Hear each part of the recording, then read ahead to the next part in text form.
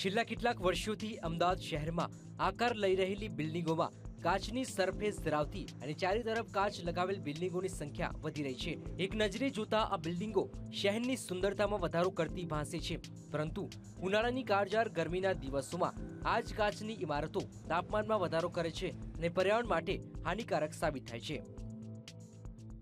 ગરમી પડતી હોય ત્યાં તમે ગ્લાસ લગાવો, અને મોટાભાગના બિલ્ડિંગ તમે એવા પણ જોયા છે કે જેનું મોં સાઉથ તરફ હોય અથવા વેસ્ટ તરફ હોય અને ત્યાં ગ્લાસ લગાવેલો હોય। હું તો ઘણીવાર મારા છોકરાને કે મારી સાથે જે બધા વિદ્યાર્થીઓ આવે એને હું કાયમ કહું કે જો આ બધી બેકરીઓ છે, આની અંદર તમે બ્રેડ બનાવી શકો, આની અંદર ખાવાનું ગરમ રાખી શકો, અને તમને કોઈ એનર્જી કન્ઝમ્પશન છે જે બેઝિકલી આવા બિલ્ડિંગોનું કારણ કે આ બધી બિલ્ડિંગોમાં ઓફિસો થતી હોય છે અને ઘણી જગ્યાએ તો ઘરો પણ કદાચ છે, તો એ બધી જે બિલ્ડિંગો છે એની અંદરનું એનર્જી ઓલમોસ્ટ તમને કહું છું 30-40% એનર્જી કન્ઝમ્પશન વધી જાય। અમદાવાદ શહેરના આશ્રમ રોડ, સીજી રોડ અને એસજી હાઈવે રોડ ઉપર આવી અનેક બિલ્ડિંગો આવેલ છે, જે કાળઝાળ ગરમીના દિવસોમાં લોકો માટે અડચણરૂપ બની જતી હોય છે। રસ્તે જતા વાહન ચાલકોની આંખો પર અચાનક સૂર્યકિરણો પરાવર્તિત થઈને આવતા વાહન ચલાવવામાં તકલીફ તો પડે જ છે, ઘણી વખત અકસ્માત સર્જવાનો પણ ડર હોય છે।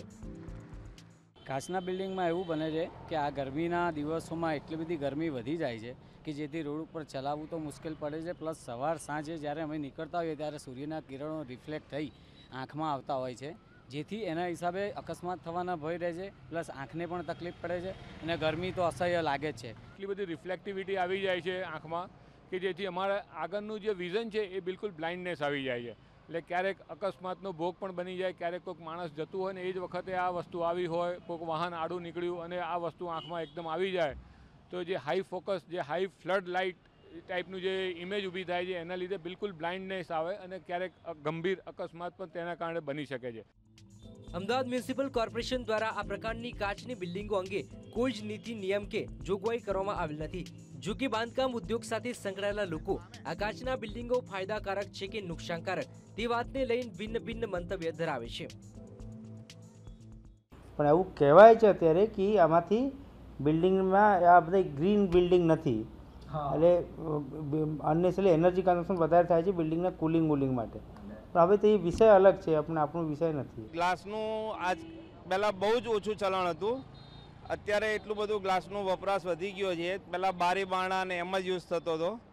આજે મોટા મોટા કોન્ટ્રાક્ટરો મોટા મોટા બિલ્ડિંગો ગ્લાસના જ બનાવે છે, તો આજે અત્યારે ગ્લાસનો એટલો બધો બિઝનેસ વધી ગયો છે અને ગ્લાસનો સારામાં સારું કામ છે। છેલ્લા કેટલાક વર્ષોથી અમદાવાદ શહેરમાં ઠેર ઠેર આવા કાચના બિલ્ડિંગોની સંખ્યા વધતી જોવા મળી રહી છે, અને હજુ આવનારા વર્ષોમાં જ્યારે દર બીજી કે ત્રીજી બિલ્ડિંગ આવી બનશે ત્યારે પર્યાવરણ અને ઉષ્ણ તાપમાનને લગતી અનેક સમસ્યાઓ વધી જશે તેવું નિષ્ણાતો માની રહ્યા છે, માટે અત્યારથી જ પાણી પહેલા પાળ બંધાય તે જરૂરી બન્યું છે।